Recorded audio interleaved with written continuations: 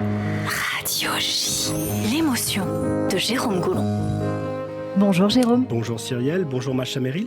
C'est le moment de la chronique émotion. On va parler de vos goûts culturels et d'artistes que vous aimez ou qui vous ont marqué.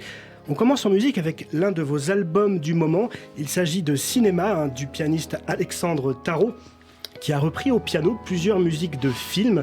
On peut entendre le morceau Concertino, tiré du film Un été 42, sorti en 1971. Une musique composée par un certain Michel Legrand, Macha Merrill, que vous avez plutôt bien connu, puisqu'il a été votre époux de 2014 à 2019, jusqu'à sa disparition, donc en 2019. Il aurait d'ailleurs fêté ses 90 ans cette année. Alors Michel Legrand, il était évidemment un très grand compositeur de musique de film, notamment une passion qu'il avait acquise auprès de son père, le compositeur Raymond Legrand. D'ailleurs, pour la petite anecdote, vous le savez sans doute déjà, il avait donc fait ses premiers pas auprès de son papa, pour lequel il avait écrit des orchestrations et des arrangements sans toutefois être crédité. Il s'est bien rattrapé plus tard. La suite de l'histoire, tout le monde la connaît. Alors évidemment, Michel Legrand, il laisse une œuvre immense, il laisse dans votre cœur un souvenir immense. Et d'ailleurs, puisqu'on est dans la rubrique émotion, moi, il y a quelque chose que je ne savais pas et que j'ai découvert en préparant cette émission, c'est que Michel Legrand est donc enterré au cimetière du Père-Lachaise à Paris, et sur sa tombe figure une plaque à votre nom, puisqu'il est écrit à côté du sien Macha Merrill 1940. Alors ce n'est pas banal.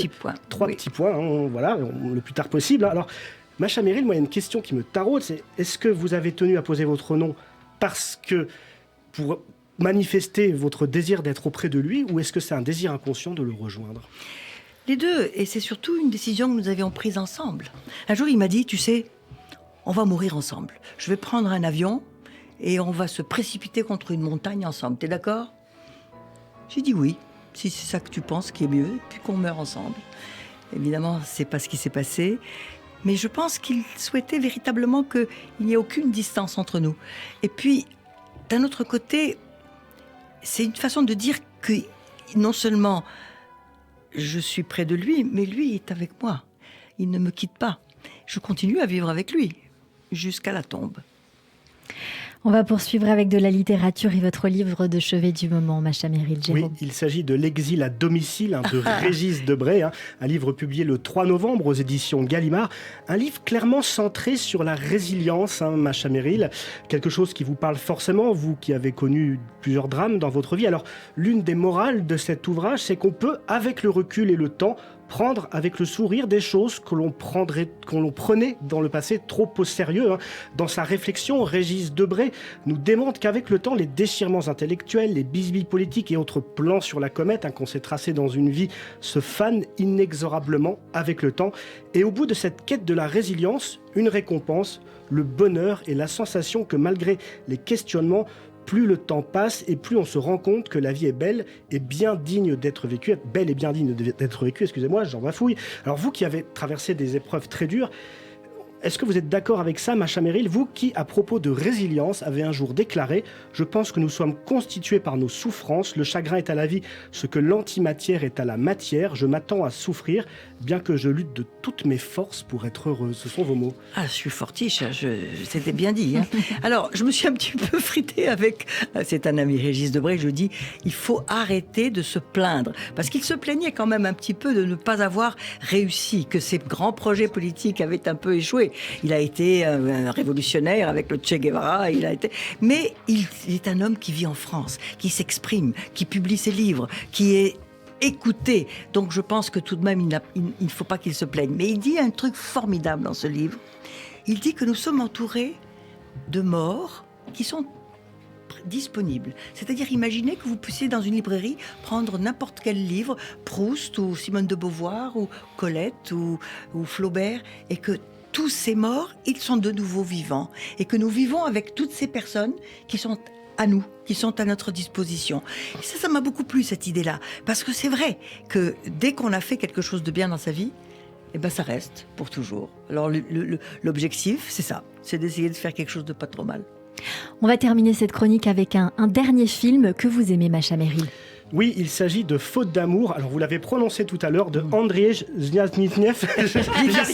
Très difficile. Je me suis entraîné, j'ai pas arrivé. Zwiagintsev, Alors, c'est épouvantable. Zwiagintsev, donc Faute d'amour, c'est un film dramatique russe sorti en 2017 et qui a obtenu le prix du jury du Festival de Cannes cette année-là.